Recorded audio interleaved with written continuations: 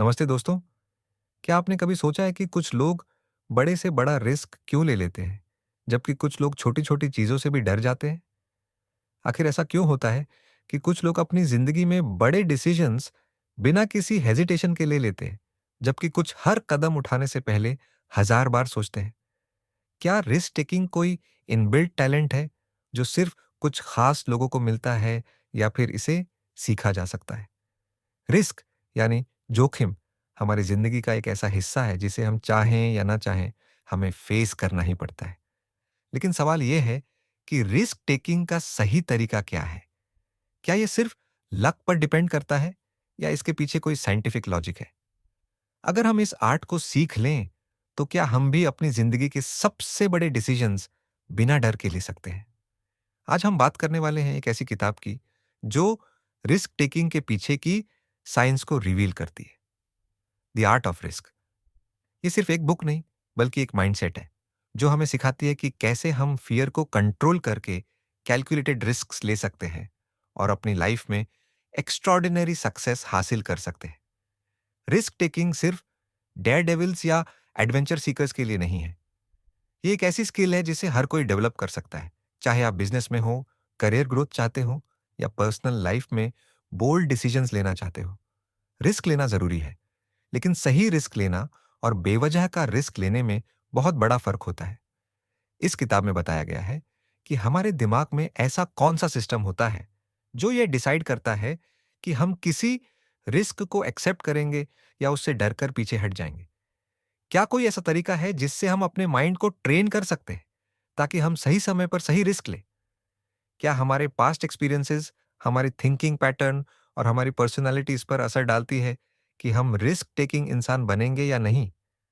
इस बुक की सबसे बड़ी सीख यह है कि फेयर यानी डर हमेशा रिस्क टेकिंग के रास्ते में सबसे बड़ी बाधा होती है। लेकिन सच्चाई यह है कि सक्सेसफुल रिस्क टेकर्स वो नहीं होते जो बिल्कुल भी नहीं डरते, बल्कि वो होते हैं जो अपने डर को मैनेज करना सीख लेते हैं। यानी रिस्क टेकिंग का मतलब ये नहीं है कि आप बेधड़क और बिना सोचे समझे कोई भी कदम उठा ले। इसका असली मतलब ये है कि आप अपने डर को समझें, अपने गोल्स को क्लियर करें और फिर एक स्मार्ट स्ट्रेटजी बनाकर उस रिस्क को हैंडल करें। इसलिए अगर आप भी अपनी जिंदगी में एक बोल्ड और कॉन्फिडेंट इंसान बनना चाहते हैं, अगर आप भी उन लोगों में शामिल होना चाहते हैं जो बिना किसी डर के अपने सबसे बड़े ड्रीम्स को फॉलो करते हैं, तो ये वीडियो आपके लिए है। इस वीडियो में हम द आर्ट ऑफ रिस्क की सबसे पावरफुल स्ट्रेटेजी को डिकोड करेंगे, जो आपको यह सिखाएगी कि कैसे आप अपने अंदर रिस्क टेकिंग का सही बैलेंस डेवलप कर सकते हैं और अपनी जिंदगी में फियर को कंट्रोल करके सफलता हासिल कर सकते हैं। तो चलिए, बिना कोई समय गंवाए इस रोमांचक सफर की शुरुआत करते हैं और सीखते हैं रिस्क लेने की असली कला। चैप्टर 1, आपकी ब्रेन ऑन रिस्क। क्या आपने कभी सोचा है कि कुछ लोग ऊंची चट्टान से कूदने, तेज रफ्तार में बाइक चलाने या अपने बिजनेस में करोड़ों का निवेश करने से जरा भी नहीं डरते, जबकि कुछ लोग छोटी छोटी चीजों में भी रिस्क लेने से कतराते हैं? आखिर ऐसा क्यों होता है? क्या यह सिर्फ हमारी पर्सनैलिटी पर निर्भर करता है या इसके पीछे कोई साइंटिफिक लॉजिक छुपा है? इस चैप्टर में एक बहुत ही चौंकाने वाली बात बताई गई है। रिस्क टेकिंग सिर्फ लक या पर्सनैलिटी पर निर्भर नहीं करता, बल्कि ये एक डीप वायर्ड बायोलॉजिकल प्रोसेस है जो हमारे ब्रेन के अंदर चलता रहता है। जब भी हम किसी रिस्की सिचुएशन में होते हैं, हमारा दिमाग एक तेज कैलकुलेशन करने लगता है। क्या ये रिस्क लेना सेफ होगा? क्या इसके रिजल्ट्स पॉजिटिव होंगे? क्या हम फेलियर हैंडल कर पाएंगे? और फिर हमारी बॉडी उस कैलकुलेशन के हिसाब से रिएक्ट करती है। लेकिन मजेदार बात यह है कि हर किसी का ब्रेन रिस्क को एक ही तरीके से प्रोसेस नहीं करता। कुछ लोग नेचुरली ज्यादा रिस्क टेकिंग होते हैं, जबकि कुछ ज्यादा कॉशियस। पर ऐसा क्यों? इसका जवाब हमारे दिमाग की गहराइयों में छुपा है। जब भी हम किसी रिस्क से सामना करते हैं, हमारा ब्रेन तीन बड़े सिस्टम्स के आधार पर फैसला लेता है। Went amygdala.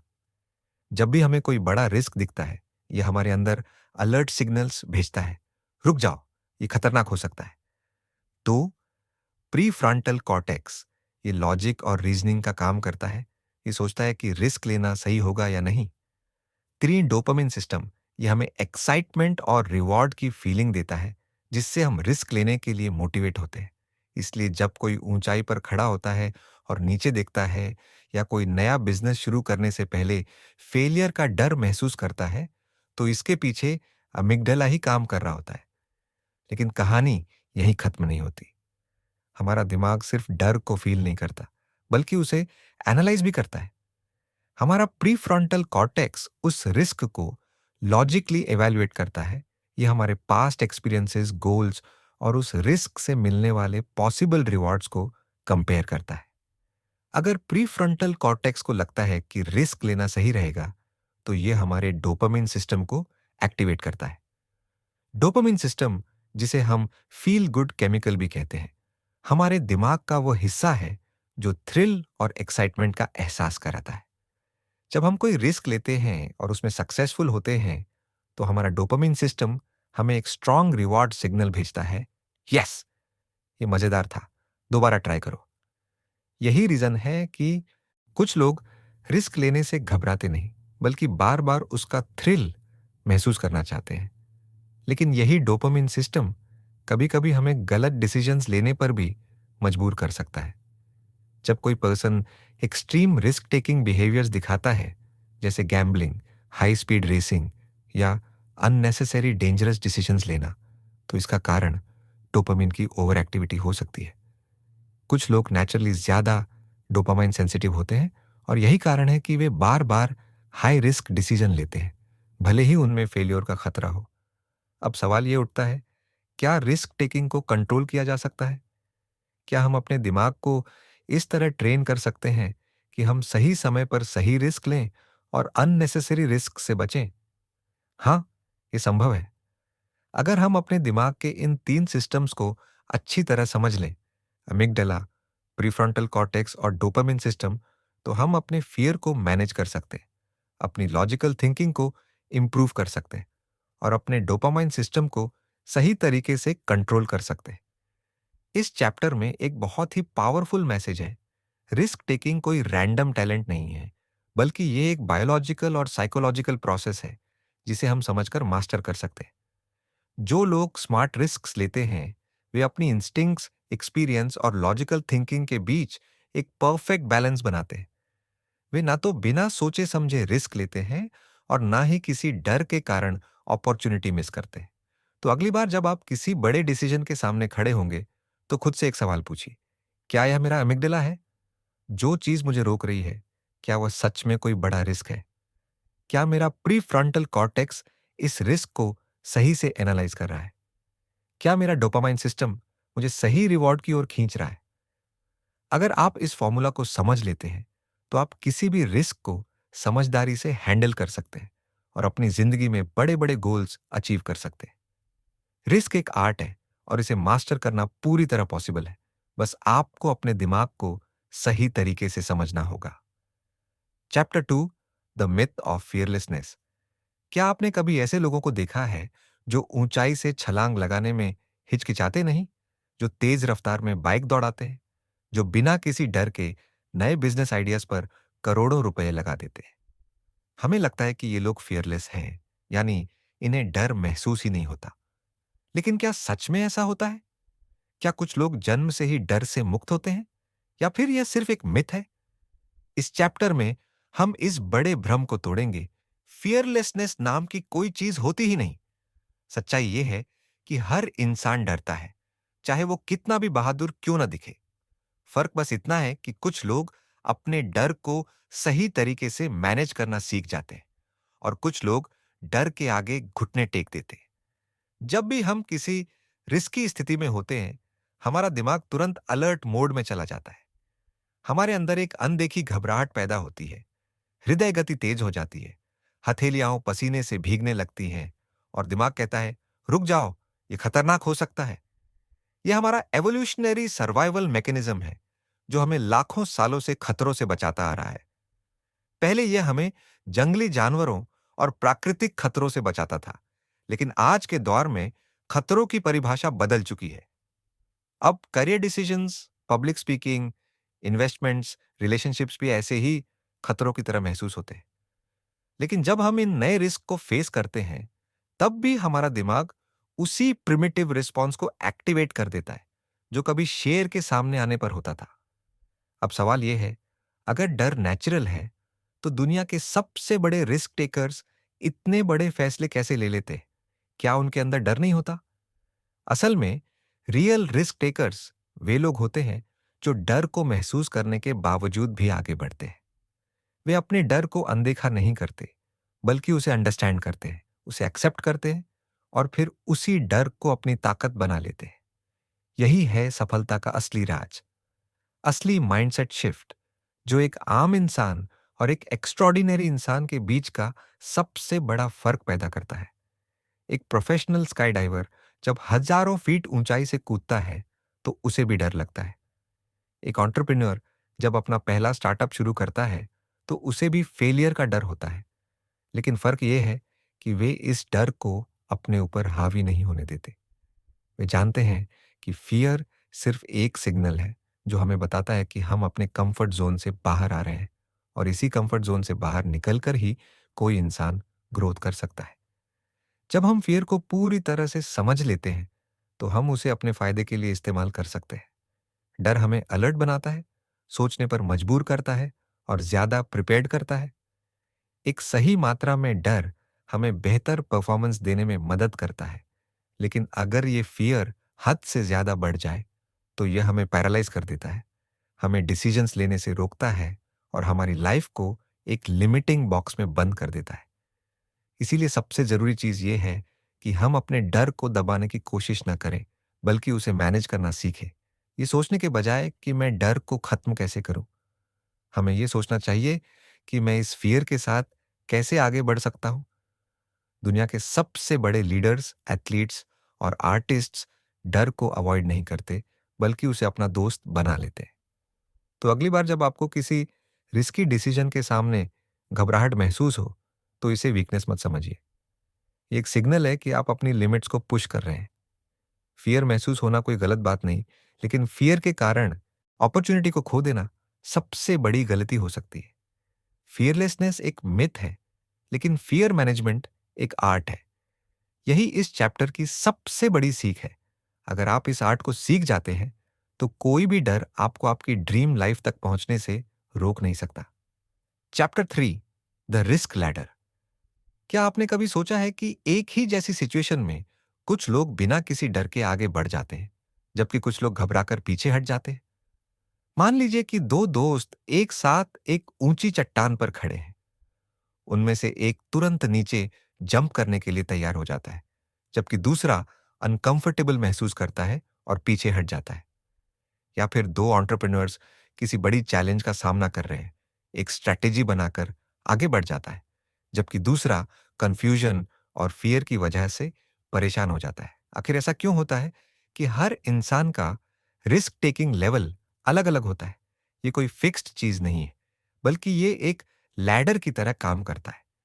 जब भी हम कोई रिस्क लेते हैं और उसमें सक्सेस हासिल करते हैं, तो हमारा दिमाग अगले बड़े रिस्क के लिए तैयार हो जाता है। लेकिन अगर हम बार बार रिस्क लेने से बचते हैं, तो हमारा कॉन्फिडेंस कम होने लगता है और धीरे धीरे हम छोटे छोटे फैसलों में भी डर महसूस करने लगते हैं। सोचिए, एक बच्चा पहली बार साइकिल चलाने की कोशिश कर रहा है। पहले वह डगमगाता है, गिरता है, लेकिन धीरे धीरे बैलेंस बनाना सीखता है। जब वह बिना गिरे कुछ दूर तक चलाने लगता है, तो उसका कॉन्फिडेंस बढ़ जाता है। फिर वह तेज चलाने की कोशिश करता है और कुछ ही दिनों में बिना किसी डर के पूरी गली में घूमने लगता है। यही रिस्क लैडर है। छोटे छोटे रिस्क लेकर हम बड़े रिस्क के लिए तैयार होते जाते हैं। लेकिन अगर वह बच्चा शुरू में ही गिरने के डर से साइकिल चलाना छोड़ दे, तो वह कभी सीख ही नहीं पाएगा। अब इसे रियल लाइफ में अप्लाई करें। मान लीजिए कि आपको पब्लिक स्पीकिंग का डर है।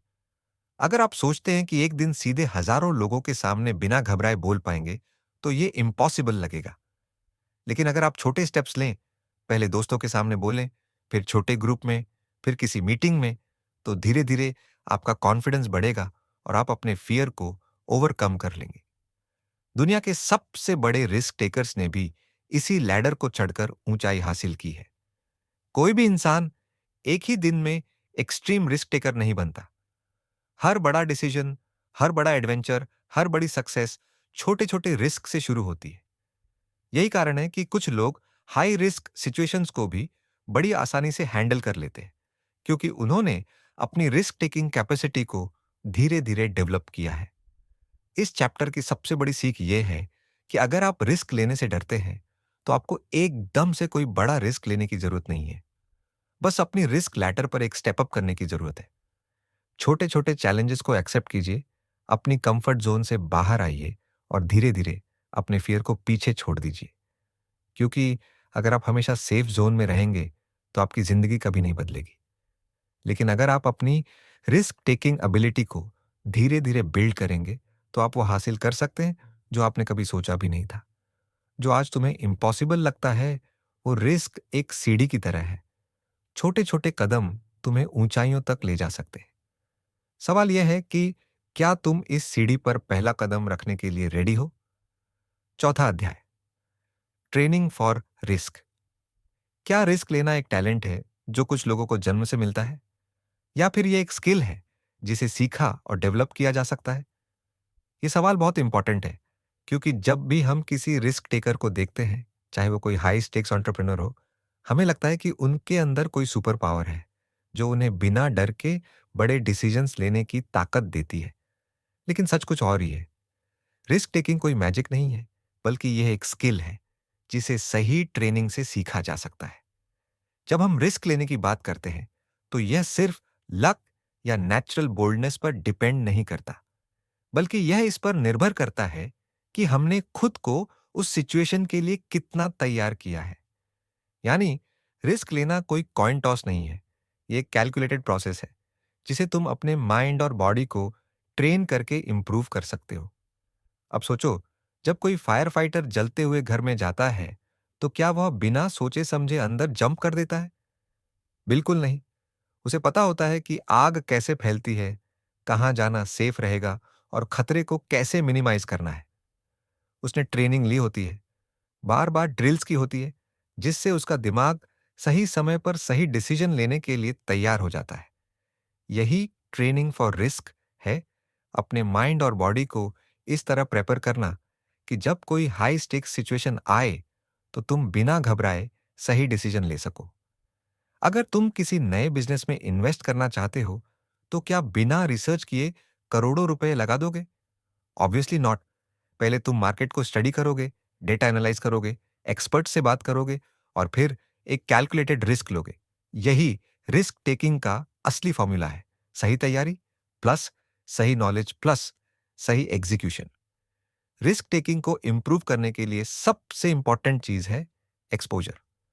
अगर तुम किसी चीज से डरते हो, तो तुम्हें बार बार खुद को उसी सिचुएशन में डालना होगा, ताकि तुम्हारा माइंड उसे नॉर्मल मानने लगे।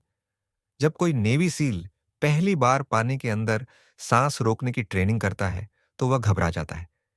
लेकिन बार बार ट्रेनिंग करने के बाद उसका दिमाग उस सिचुएशन को नॉर्मल मानने लगता है और वो बिना पैनिक किए अपने मिशन को पूरा कर पाता है। रिस्क लेने की असली की यही है, तैयारी, एक्सपोजर और कैलकुलेटेड अप्रोच। यही कॉन्सेप्ट हर तरह के रिस्क टेकिंग पर लागू होता है। रिस्क टेकिंग को इंप्रूव करने के लिए दूसरी जरूरी चीज है सिमुलेशन, यानी आप असली रिस्क लेने से पहले उसकी प्रैक्टिस कर सकते हैं। पायलट्स हजारों फीट की ऊंचाई पर प्लेन उड़ाने से पहले फ्लाइट सिमुलेटर में प्रैक्टिस करते हैं। डॉक्टर्स सर्जरी करने से पहले वर्चुअल रियलिटी ट्रेनिंग लेते हैं और एथलीट्स बार बार अपनी परफॉर्मेंस को टेस्ट करते हैं। जब आपका दिमाग पहले से ही किसी सिचुएशन को कई बार एक्सपीरियंस कर चुका होता है, तो असली रिस्क लेने का डर बहुत कम हो जाता है। अब सवाल यह है कि क्या कोई भी इंसान खुद को एक स्मार्ट रिस्क टेकर बना सकता है? कैट सुक्वेल कहती है, हाँ, बिल्कुल। अगर आप खुद को सही ट्रेनिंग और सही एक्सपोजर देते हैं, तो आप अपने कंफर्ट जोन से बाहर आ सकते हैं और बेहतर डिसीजंस ले सकते हैं। हर बड़ा रिस्क टेकर पहले छोटे छोटे स्टेप्स लेकर खुद को तैयार करता है, और यही सबसे बड़ा सीक्रेट है। इस चैप्टर की सबसे बड़ी सीख यह है कि रिस्क टेकिंग कोई मैजिक पावर नहीं, बल्कि एक सीखी जाने वाली स्किल है। अगर आप सही ट्रेनिंग लेते हैं, सही माइंडसेट डेवलप करते हैं और धीरे धीरे खुद को एक्सपोज करते हैं, तो आप भी उन लोगों में शामिल हो सकते हैं जो बड़े से बड़ा रिस्क स्मार्ट तरीके से लेते हैं और अपनी जिंदगी में बड़ी सफलता हासिल करते हैं। तो अब सवाल यह है, क्या आप खुद को अगले रिस्क के लिए ट्रेन करने के लिए तैयार हैं? Chapter 5, the power of intuition. क्या आपको कभी ऐसा महसूस हुआ है कि कोई बड़ा डिसीजन लेने से पहले आपके अंदर से एक आवाज आई हो, यही सही है, यही करो, या फिर कोई सिचुएशन देखकर अचानक एहसास हुआ हो कि यहां कुछ गलत है, मुझे इससे दूर रहना चाहिए? ये जो अंदर से आने वाली आवाज होती है, जिसे हम अक्सर सिक्स्थ सेंस या गट फीलिंग कहते हैं, इसे ही इंट्यूशन कहते हैं। और क्या आप जानते हैं कि दुनिया के सबसे बड़े रिस्क टेकर्स अपने डिसीजंस लेने में इसी इंट्यूशन पर सबसे ज्यादा भरोसा करते हैं? इंट्यूशन कोई जादू या रहस्य नहीं है, बल्कि यह हमारे दिमाग का एक बेहद शक्तिशाली डिसीजन मेकिंग टूल है, जिसे हम अक्सर नजरअंदाज कर देते हैं। इंट्यूशन हमें वह चीजें महसूस करने की शक्ति देता है जो हमारे कॉन्शियस माइंड के लिए तुरंत समझ पाना मुश्किल होता है। जब कोई अनुभवी डॉक्टर बिना किसी टेस्ट के ही मरीज की बीमारी का अंदाजा लगा लेता है, जब कोई इन्वेस्टर बिना ज्यादा डेटा देखे किसी बड़ी कंपनी में इन्वेस्ट कर देता है, या जब कोई सोल्जर किसी अनजान खतरे को पहले ही भांप लेता है, तो यह सब इंट्यूशन की ताकत है। अब सवाल यह उठता है कि यह इंट्यूशन काम कैसे करता है? जब हम कोई भी नया एक्सपीरियंस लेते हैं, तो हमारा दिमाग उस एक्सपीरियंस को अपने अंदर स्टोर कर लेता है। ये स्टोर्ड इंफॉर्मेशन और पैटर्न्स हमारे अनकॉन्शियस माइंड में जमा होते रहते हैं। जब हम किसी रिस्की सिचुएशन में होते हैं, तो हमारा दिमाग तेजी से इन पास्ट एक्सपीरियंसेस को स्कैन करता है और बिना किसी लॉजिकल एनालिसिस के हमें एक सिग्नल भेजता है, ये सही है या यह गलत है। यही इंट्यूशन है। इसे समझने के लिए एक बहुत ही साधारण उदाहरण लेते हैं। मान लीजिए कि आप किसी नए शहर में घूमने गए हैं और आपको दो रास्ते दिखते हैं। एक रास्ता साफ सुथरा और रोशन है, जबकि दूसरा रास्ता अंधेरा और सुनसान। बिना ज्यादा सोचे ही आपका माइंड कहेगा कि पहला रास्ता ज्यादा सेफ है। क्यों? क्योंकि आपके दिमाग ने आपके पास्ट एक्सपीरियंसेस और बचपन से सुनी गई कहानियों को मिलाकर एक पैटर्न बना लिया है कि सुनसान और अंधेरे रास्ते खतरनाक हो सकते हैं। यही इंट्यूशन है। रिस्क टेकिंग के मामले में भी यही होता है। जब कोई प्रोफेशनल पोकर प्लेयर बिना ओपोनेंट के कार्ड्स देखे ही अंदाजा लगा लेता है कि सामने वाले के पास अच्छा हाथ है या नहीं, जब कोई स्टॉक मार्केट ट्रेडर किसी कंपनी के शेयर के बढ़ने या गिरने का सही अनुमान लगा लेता है, या जब कोई एथलीट बिना सोचे समझे सही डिसीजन ले लेता है, तो यह सब उनके सालों के एक्सपीरियंस से आने वाली इंट्यूशन के कारण होता है। यानी जितना ज्यादा आप किसी चीज में एक्सपीरियंस लेंगे, उतनी ही तेज आपकी इंट्यूशन बनेगी। लेकिन एक दिलचस्प बात यह है कि इंट्यूशन हमेशा सही नहीं होती। कभी कभी हमारा दिमाग पास्ट एक्सपीरियंसेस की वजह से गलत पैटर्न्स बना लेता है और हम गलत फैसले भी ले सकते हैं। इसलिए कहानीमन और क्लाइन जैसे एक्सपर्ट्स बताते हैं कि इंट्यूशन को शार्पन करने के लिए दो चीजें जरूरी हैं। पहला, ज्यादा से ज्यादा एक्सपीरियंस लेना, और दूसरा, अपनी इंट्यूशन को डेटा और लॉजिक से क्रॉस चेक करना। इसका मतलब यह है कि आपको ब्लाइंडली सिर्फ इंट्यूशन पर भरोसा नहीं करना चाहिए, बल्कि उसे लॉजिकल थिंकिंग के साथ बैलेंस करना चाहिए। रिस्क टेकिंग में इंट्यूशन का सबसे बड़ा फायदा यह होता है कि यह हमें तेज डिसीजन लेने में मदद करता है, जब हमारे पास ज्यादा सोचने का समय नहीं होता और जब हमें तुरंत कोई एक्शन लेना होता है। तब हमारा कॉन्शियस माइंड इतनी तेजी से प्रोसेस नहीं कर पाता, लेकिन हमारा इंट्यूटिव माइंड पहले से ही तैयार होता है। यही कारण है कि एक्सपीरियंस्ड लोग ज्यादा तेज और सही फैसले ले पाते हैं, क्योंकि उनकी इंट्यूशन पहले से ही शार्प होती है। इस चैप्टर की सबसे बड़ी सीख यह है कि इंट्यूशन एक सुपर पावर की तरह काम कर सकती है, लेकिन इसे डेवलप करने की जरूरत होती है। जितना ज्यादा आप खुद को नए एक्सपीरियंसेस में डालेंगे और अपनी पास्ट मिस्टेक से सीखेंगे, उतनी ही बेहतर आपकी इंट्यूटिव पावर बनेगी। और जब आपकी इंट्यूशन स्ट्रांग हो जाएगी, तब आप किसी भी रिस्की स्थिति में तेज और सही निर्णय ले पाएंगे। तो सवाल यह है, क्या आप अपनी इंट्यूशन की पावर को अनलॉक करने के लिए तैयार हैं? Chapter 6, the risk taking personality. क्या कभी आपने सोचा है कि कुछ लोग किसी भी सिचुएशन में रिस्क लेने के लिए हमेशा तैयार रहते हैं, जबकि कुछ लोग जरा सा भी रिस्क लेने से बचते हैं। कुछ लोग ऊंचाई से छलांग लगाने, तेज रफ्तार में बाइक चलाने या नए बिजनेस में करोड़ों लगाने से नहीं घबराते, जबकि कुछ लोग छोटी छोटी चीजों में भी हजार बार सोचते हैं। आखिर ऐसा क्यों होता है? क्या रिस्क टेकिंग एक आदत है, एक सीखी जाने वाली स्किल है, या फिर यह पर्सनैलिटी का हिस्सा है? रिस्क टेकिंग कोई एक जैसा बिहेवियर नहीं होता, बल्कि यह हमारी पर्सनैलिटी का हिस्सा होता है। यानी हर इंसान में रिस्क लेने की क्षमता अलग अलग होती है, और यह बहुत हद तक इस बात पर निर्भर करता है कि हमारा ब्रेन किस तरह से बना है। जब हम रिस्क टेकिंग की बात करते हैं, तो यह सिर्फ एक चॉइस नहीं होती, बल्कि यह हमारी बायोलॉजी, साइकोलॉजी और पास्ट एक्सपीरियंस से जुड़ी होती है। कुछ लोगों के दिमाग में डोपामिन सिस्टम बहुत एक्टिव होता है, जो उन्हें थ्रिल और एक्साइटमेंट की तरफ खींचता है। यही कारण है कि कुछ लोग एडवेंचर स्पोर्ट्स, गैम्बलिंग और हाई स्टेक्स बिजनेस में ज्यादा दिलचस्पी लेते हैं। उनका दिमाग उन्हें लगातार नयापन खोजने के लिए प्रेरित करता है। वहीं कुछ लोगों का दिमाग ज्यादा कॉशियस होता है, जो उन्हें हर रिस्क को एनालाइज करने और सेफ रहने के लिए कहता है। रिस्क टेकिंग पर्सनालिटी को 3 अलग अलग कैटेगरीज में बांटा जा सकता है: high risk takers, moderate risk takers, low risk takers. High risk takers वे होते हैं जो किसी भी नई चुनौती को लेकर एक्साइटेड हो जाते हैं। उन्हें लगातार नयापन चाहिए होता है, और वे अनसर्टेनिटीज को एक्सेप्ट करना जानते हैं। मॉडरेट रिस्क टेकर्स वे होते हैं जो कैलकुलेटेड रिस्क्स लेते हैं, यानी वे सोच समझकर फैसले लेते हैं, लेकिन जरूरत पड़ने पर बड़े कदम उठाने से पीछे नहीं हटते। लो रिस्क टेकर्स वे होते हैं जो स्टेबिलिटी को प्राथमिकता देते हैं, हर स्थिति में सेफ रहना चाहते हैं और अनसर्टेनिटी से बचते हैं। अब सवाल यह उठता है कि क्या रिस्क टेकिंग पर्सनालिटी को बदला जा सकता है? केट सुकिल कहती हैं कि हाँ, यह संभव है। रिस्क टेकिंग कोई फिक्स्ड ट्रेट नहीं है, बल्कि यह हमारी हैबिट्स, एनवायरनमेंट और एक्सपीरियंस से प्रभावित होती है।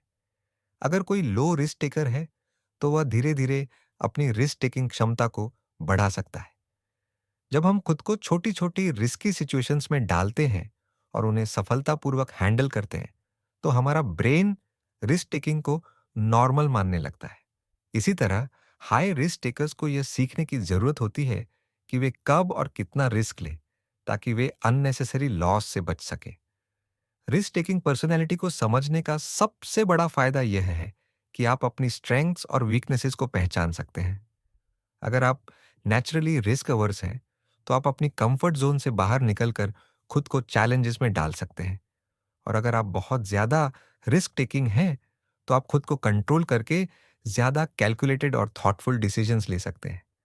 इस चैप्टर की सबसे बड़ी सीख यह है कि रिस्क टेकिंग पर्सनैलिटी कोई स्थायी चीज नहीं है।